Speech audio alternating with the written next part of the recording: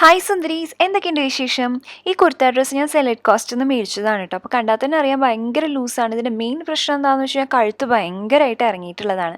അപ്പോൾ ഇന്നത്തെ വീഡിയോയിൽ നമ്മൾ കാണാൻ പോകുന്നത് ഈ കുർത്ത ഡ്രസ്സ് ഞാൻ എങ്ങനെ എൻ്റെ കറക്റ്റ് പാകത്തിലേക്ക് മാറ്റിയെടുക്കണമെന്നുള്ളതും പ്ലസ് മേക്കപ്പും ഹെയർ സ്റ്റൈലും ഉണ്ട് കേട്ടോ. സോ ഫസ്റ്റ് ഓഫ് ഓൾ ഞാൻ കുർത്ത നല്ലോണം നിലത്ത് നന്നായിട്ട് വിരിച്ചിട്ടിട്ടുണ്ട്. ഫസ്റ്റ് തന്നെ ചെയ്യണത് എന്താണെന്ന് വെച്ച് കഴിഞ്ഞാൽ ഷോൾഡേഴ്സ് ഇല്ലേ, അതായത് കൈക്കുഴിയും പിന്നെ സ്ലീവ്സും നമ്മൾ സെപ്പറേറ്റ് ചെയ്യുകയാണ് ചെയ്യണത്, വെട്ടി മാറ്റുകയാണ് ചെയ്യണത്. വെട്ടുമ്പോൾ എന്താ ശ്രദ്ധിക്കണമെന്ന് വെച്ചാൽ കൈക്കുഴിയുടെ അവിടെ അറ്റത്തേക്ക് എത്തും തോറും സ്ലീവ്സിൻ്റെ അവിടെ നിന്ന് കുറച്ച് നീക്കി വെട്ടുന്നുണ്ട്.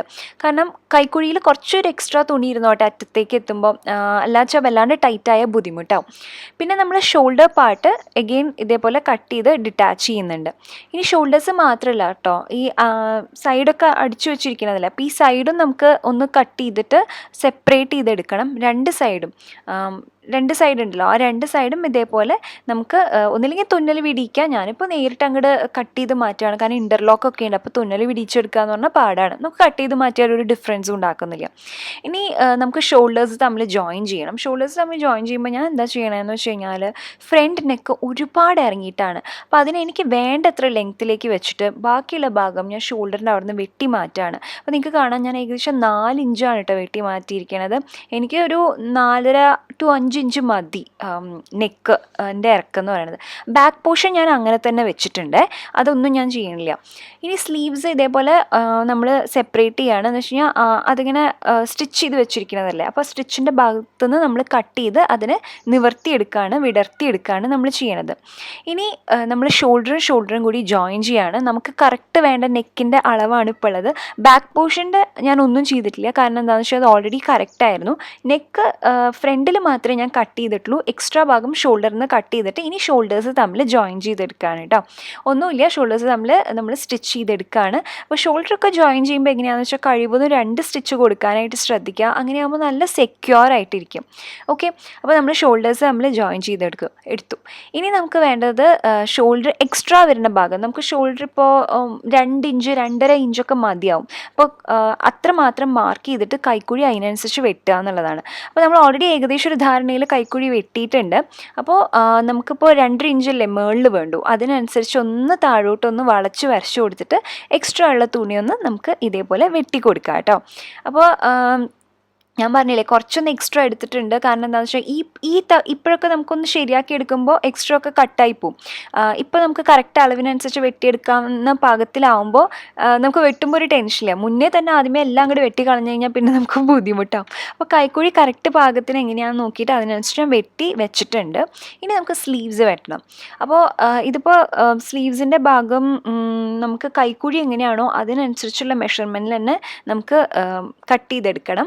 അപ്പോൾ ഞാൻ കൈക്കുഴി എങ്ങനെയാണെന്ന് വെച്ച് കഴിഞ്ഞാൽ അതേപോലെ തന്നെ വരച്ചു കൊടുത്തിട്ടുണ്ട്. നമുക്കൊരു അളവിന് വേണമെങ്കിൽ നമ്മുടെ ടോപ്പ് പോർഷൻ വെച്ച് കൊടുത്തിട്ട് അതേപോലെ വരയ്ക്കാവുന്നതാണ്.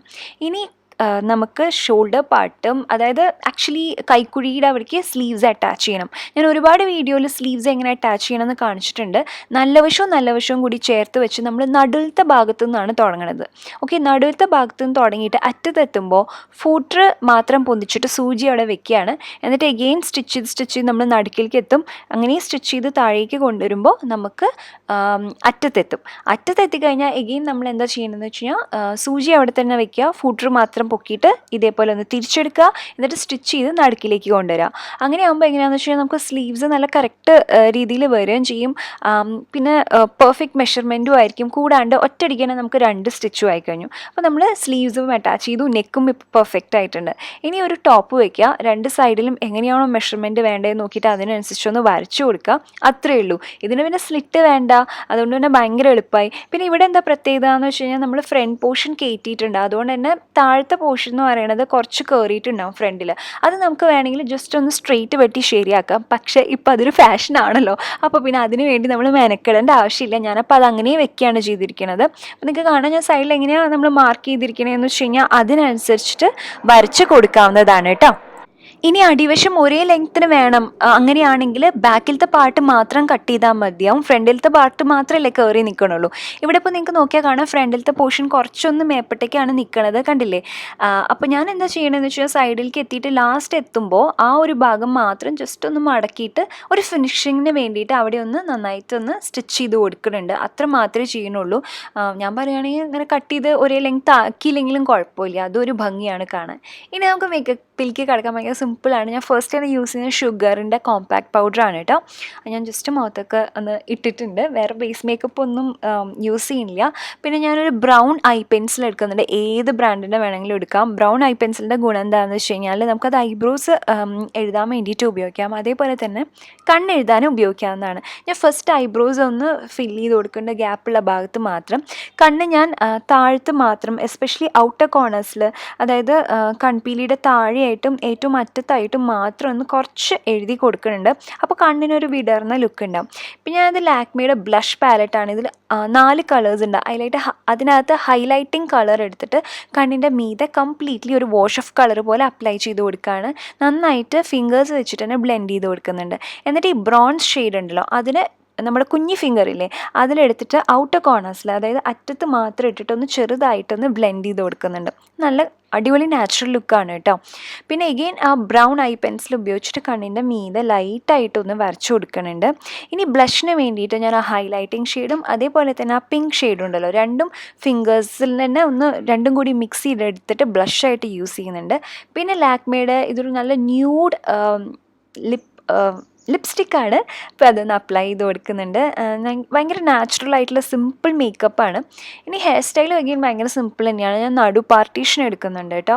എന്നിട്ട് നടു പാർട്ടീഷനിൽ അതിൻ്റെ തൊട്ടിപ്പുറത്തായിട്ട് ഒരു കുഞ്ഞ് സെക്ഷൻ ഓഫ് മുടി എടുക്കുക. ഓക്കെ, എടുത്തിട്ട് ജസ്റ്റ് ഒന്നിങ്ങനെ ട്വിസ്റ്റ് ചെയ്ത് കൊടുക്കുക. നന്നായിട്ടൊന്ന് ട്വിസ്റ്റ് ചെയ്ത് അതിന് ജസ്റ്റ് ഒരു ചെറിയൊരു പുഫ് പോലെ ആക്കിയിട്ട് നമുക്ക് ടിക് ടാക്ക് പിൻ വെച്ചിട്ട് സെക്യൂർ ചെയ്യാം.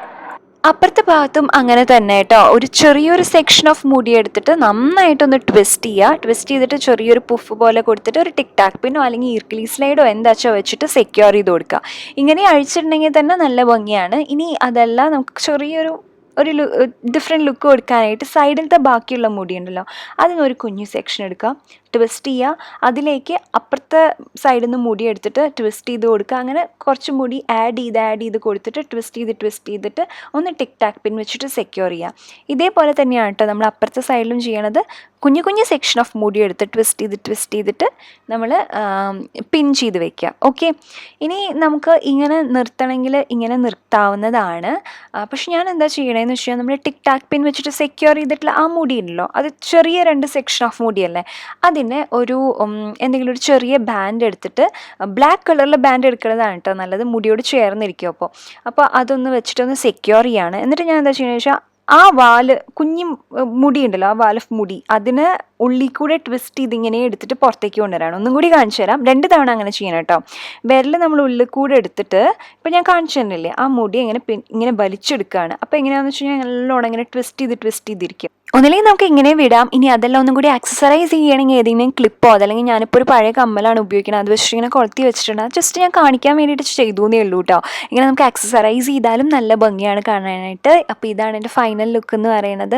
അപ്പോൾ ഈ മാല ഒരു താസ ഫാഷൻസ് പറഞ്ഞിട്ടുള്ള ഇൻസ്റ്റഗ്രാം സ്റ്റോറിൽ നിന്ന് സ്വാതി പറഞ്ഞിട്ടുള്ള കുട്ടി എനിക്ക് സെൻഡ് ചെയ്ത് തന്നതാണ്. നല്ല രസമുണ്ട് മാല കാണാനായിട്ട്. എന്തൊരു യുണീക്ക് പീസാണ് അല്ലേ. ആളുടെ കയ്യിൽ ഇതേപോലത്തെ ഒരുപാട് യുണീക്ക് പീസസ് ഒക്കെ ഉണ്ട്. അപ്പോൾ ഇൻ കേസ് നിങ്ങൾക്ക് ചെക്ക് ചെയ്ത് നോക്കണമെങ്കിൽ ഞാൻ ഡിസ്ക്രിപ്ഷൻ ബോക്സിൽ ലിങ്ക് ഇടുന്നുണ്ട് കേട്ടോ, ഒന്ന് ചെക്ക് ചെയ്ത് നോക്കൂ. അപ്പോൾ നിങ്ങൾക്ക് എല്ലാവർക്കും ഈ ലുക്ക് ഇഷ്ടപ്പെട്ടു ഞാൻ വിചാരിക്കുന്നു. എല്ലാവരും ട്രൈ ചെയ്ത് നോക്കുക. അപ്പോൾ വീഡിയോ ഇഷ്ടപ്പെട്ടുണ്ടെങ്കിൽ ലൈക്ക് ചെയ്യുക, കൂടുതൽ വീഡിയോസ് കാണാനായിട്ട് സബ്സ്ക്രൈബ് ചെയ്യാം. പിന്നെ സബ്സ്ക്രൈബിൻ്റെ അടുത്തൊരു ചെറിയ ബെല്ലൈക്കനുണ്ട്, അതും ക്ലിക്ക് ചെയ്യാൻ മറക്കരുത് കേട്ടോ. നമുക്കിനി അടുത്ത വീഡിയോയിൽ കാണാം. അതുവരെ bye, take care, love you all, by.